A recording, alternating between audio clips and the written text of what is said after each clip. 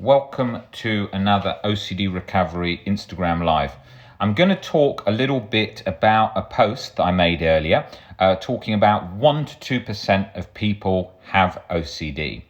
And I wanted to give some sort of it's often with these posts you can't say enough in typing, so it's easier to speak it so that you can sort of hear what I was talking about and what I was trying to convey.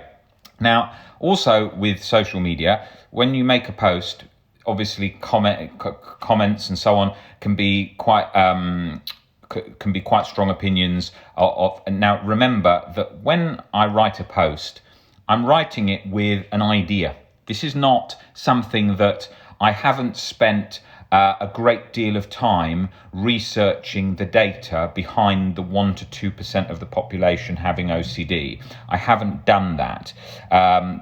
Now, the reason I don't think that 1 to 2% of the population by any means have severe OCD is if you just look at it in general. So, first of all, that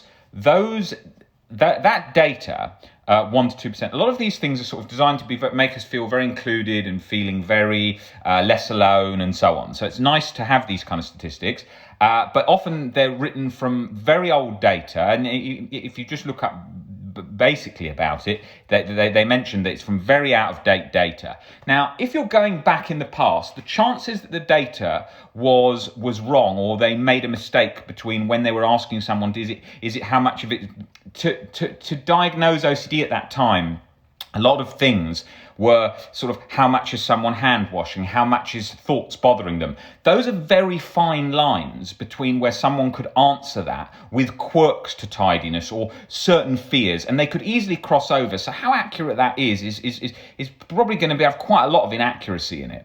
Now, if we just look at 1 to 2% of the population suffering from OCD, that's implying that 1 in 50, more or less, in the 2%, 1 in 50 has OCD. Now, I'm not denying about OCD as a broad term. You've got, someone could have mild OCD. I'm not talking about the sort of tidiness quirks. But when we're talking about severe OCD, most people that are on this page watching this Instagram Live are people suffering from severe chronic OCD, where it's really disabling their life. Now, in that situation, that 1 in 50 is I don't think the case, because that would imply, say, the building I live in has got 300 flats. That would imply there's quite a few, there was a reasonable amount of people. There's 6 people in here that have got severe chronic OCD.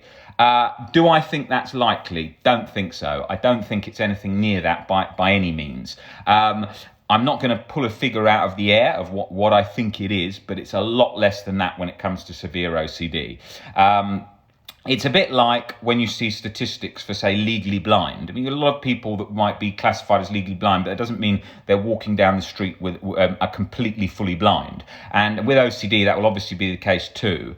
So what you have is a problem where those statistics leave people that are suffering chronically thinking, shit, if it's so common, I must be handling this really badly. No, it's pretty difficult when you're dealing with OCD alone, and it's not as common as that. That doesn't mean it's rare. There's still a lot of people with OCD, but I don't think it's as common as 1 in 50 by any means.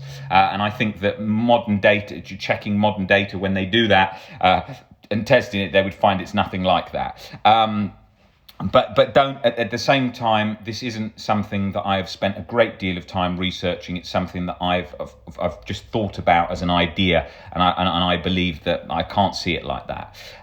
So severe OCD would be a lot less likely. Yes, it could be more common milder OCD, but milder OCD could easily cross over into someone, like I said, just hand washing a bit much, or having some concerns, having some fears a bit much. Lots of things are out of date when it comes to OCD. The way a lot of the tests are done for diagnosing OCD. Obviously, I don't diagnose OCD, but I'm saying a lot of the stuff, a lot of the terms that are used aren't covering all this kind of fears that people might not say. A lot of people might not even want to say what they're thinking. So there's lots of different things there. Now, the other thing that I referenced in that post was about celebrities with OCD. Now, this is the biggest sort of nonsense situation. Obviously, there's going to be a lot of celebrities that have OCD, severe OCD. But it's nice to say, yes, these celebrities that we know have OCD because it feels included and feels safe and feels nice. But it would be very, very unlikely that the celebrities on the common OCD list, and certain organisations have said that they don't have severe OCD, but you'd be able to guess first that they probably don't by the sort of not having many down days, really strong acting career, being interviewed all the time, very rarely having a problem on the surface that you could spot at all. Now, I know OCD can be hidden. I'm not aware of that, but to the degree that it would be, it wouldn't tend to be like that. And so those situations we've got sort of these lists of celebrities, David Beckham, DiCaprio, and so on, that people say, yes, they have OCD.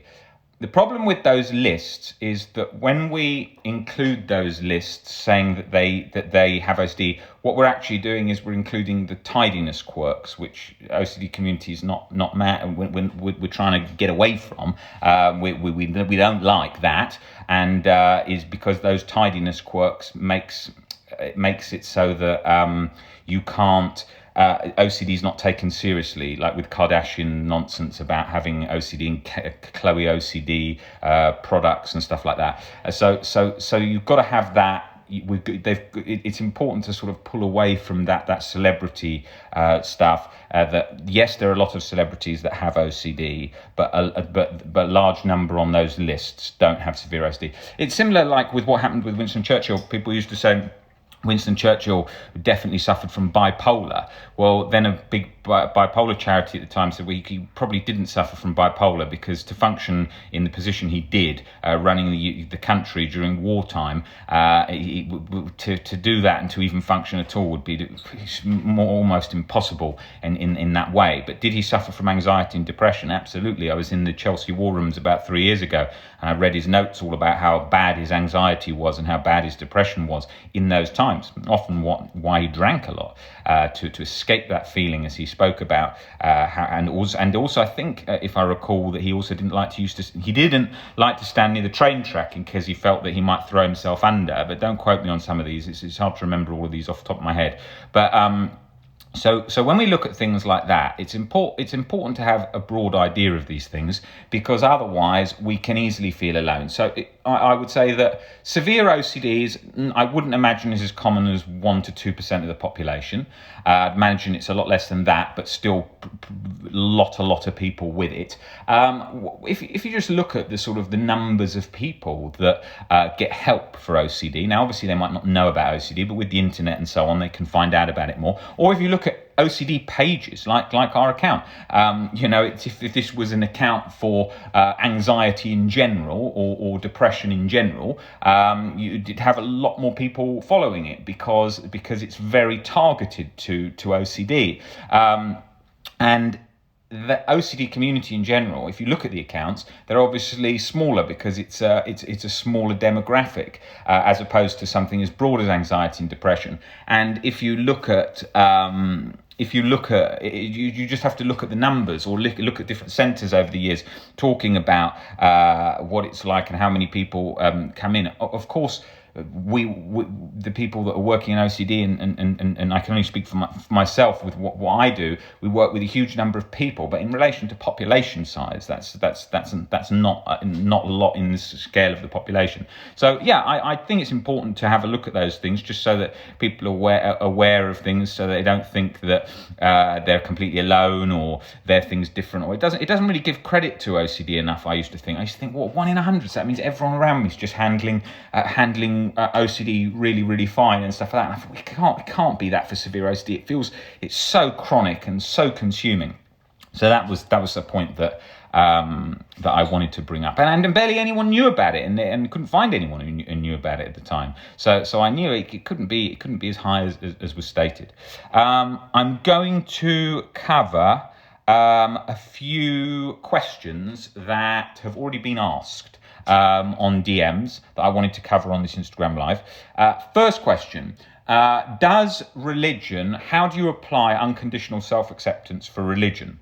Well, the problem with it is is with religion. Religion, by definition, would be an irrational belief. So if you were to use the rational approach to breaking that down, then the person would be breaking down a belief that they would then lose that belief, which would be the religion. So they don't need to get rid of religion to recover. Now, myself, I did. I believed in God until I broke down that irrational belief, and then I didn't believe in God anymore. So I did lose that religious belief. Now, that's because I wanted to approach it from that angle. Now, people don't have to. I work with a huge number of people, religious people, and we come from a position of uncertainty, changing our perspective, looking at, for example, if God created you, it would come from a position of making you fallible and can still accept you. The same as people who go to prison who turn to God, they believe that they can still be accepted and so on. So it would come from a position of acceptance as well as uncertainty. And then looking at why things like the common fears, fear of going to hell and so on, weren't so scared of as a kid, because you went with the uncertainty. And it's only where OCD interjected, you thought, I have to have an answer. I have to have a set answer to know that I'm not going to hell, or otherwise I can't relax. There's a fear component that's usually driving things under the surface there. So that's very important to be aware of. And then the other thing with religion is the thoughts, and we're going to do a whole video all about religious OCD, is fear of offending God in your head, and realizing that you don't have control of thinking, so you can't not offend, sort of create a thought that you don't want to have in your head. You've just got to allow any of those to come in. But we will go into detail about that in a YouTube video. I just wanted to sort of answer that briefly. The next question was... what was the other question? There was a couple there. I didn't write them down. The other one was, if I am in a simulation, how can humans, I've done many videos on this on the YouTube channel, ever be happy if they haven't got connection with people? Well, I think good is to look at sort of rational points in our life.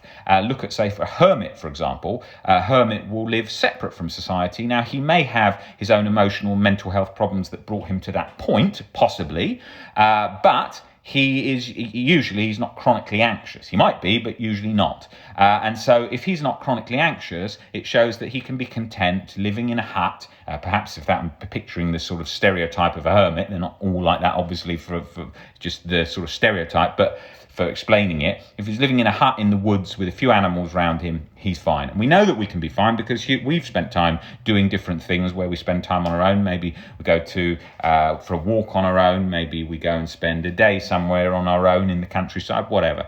And we realise that we don't die from it. We like to have it. It's really beneficial for us, but we don't die without it. We can stand it. And even if we did die without it, we could still make peace with accepting, okay, I'm gonna pass away, the same as people who are terminally ill. So we're giving up that internal control, that internal needing. It's us telling ourselves, I need this, I must have this, and without that, I can't relax or be content at all. That's the problem there. Right, what was the other question that was asked? Do you think music is helpful for mental health? Yes. I don't think it's going to get under sort of really stubborn chronic OCD, but I think it helps with relaxation. I listen to different variety of music, but in relation to relaxation, classical music I always found very relaxing. When I used to listen to Chopin, for example, I used to think I could just feel a sort of relaxation in my mind. Not when I was really chronically suffering, but sort of more out of that place. It just felt relaxing. I still listen to it as for relaxation, and I find that very helpful. Look, there's lots of different things that I wouldn't include as things that are going to get under chronic OCD, but they're helpful in life in general, sort of stress relieving and feeling good and relaxed. So swimming in the sea, for example, feels very relaxing. Having a massage, having a sauna, steam room, listening to classical music, going for a walk, trying to get out each day and go for a walk is obviously included in our life structure stuff all the time. So yes, classical music in general, it has a very strong impact, especially with different music. I used to find that, like with hip hop, R&B, it used to mainly with sort of I think this is a very key point actually, and it will often get overlooked as a kind of joke, but it's actually vital. In my worst moments of chronic OCD, I used to find that real sort of gangster hip hop that was really got your adrenaline going, that like you'd listen to in the gym, for example, that used to make me feel motivated. It used to activate something in the brain and make me feel very motivated. And that could be with any type of music, whichever does that to you, but it used to give that feeling. And often I found that very helpful when I was feeling very low and I needed some sort of motivation with different things, as it does with the gym and different things like that we do in our lives. So that's one aspect. Now, what was it? There was one last question. I've forgotten what it was. It was a slightly technical question. It was about sensory motor OCD. How do you deal with sensory motor things like fear of sneezing? Yeah, it was fear of I think it was fear of it was something like fear of sneezing. The fear of sneezing, it's a sensation which often people can become scared of because they fear that if they resist a sneeze, that they could cause themselves some kind of blood clot or some kind of damage their brain. So they then get scared that they can't stop resisting a sneeze. So that's about learning to move towards acceptance of death and injury, as well as learning to give up the compulsions and learning to see that it's not scary as you think. And so that's key. That's the key for most sensory motor based fears, as it is for many based OCD fears, but specifically there of fear of being stuck like that, fear of doing damage, fear of putting yourself in danger where you think you may die or you may be injured or something like that. And with these sort of tricky aspects of OCD where it's just very subtly caught on something that you haven't heard before, people think, oh, I'm never going to get out of this cycle again. If it's just on a sneeze or just on a breathing or just on a feeling, I'm never going to be able to change that and to escape that. And that's where people get very stuck, because they then think that's the scariest thing, or that thing is going to be a disaster if they're stuck like that, or they're going to be internally tortured forever if that sensation can't be stopped. So I think that's a very, very important aspect there. The person who's actually in the chat there to watch his videos is Nick. He's done a lot of videos on the YouTube channel from recovering from sensory motor OCD, where he was in a very bad way to where now he's living life very well, and he covers that in great detail. So if you go onto our YouTube channel and look at the sensory motor playlist, you will see many great videos there all about that. Guys, great to see you all on here. I'll be back on again soon, doing a lot more of these Instagram lives and the snippet videos I was talking about the other day. So it'll be shorter videos of about 5 minutes covering your questions, like I just did there in relation to those last couple of questions. But I'll make sure I bring all the notes of the different questions so that we can get those covered. Guys, great to see you all. I'll see you on the next Instagram live. Take it easy.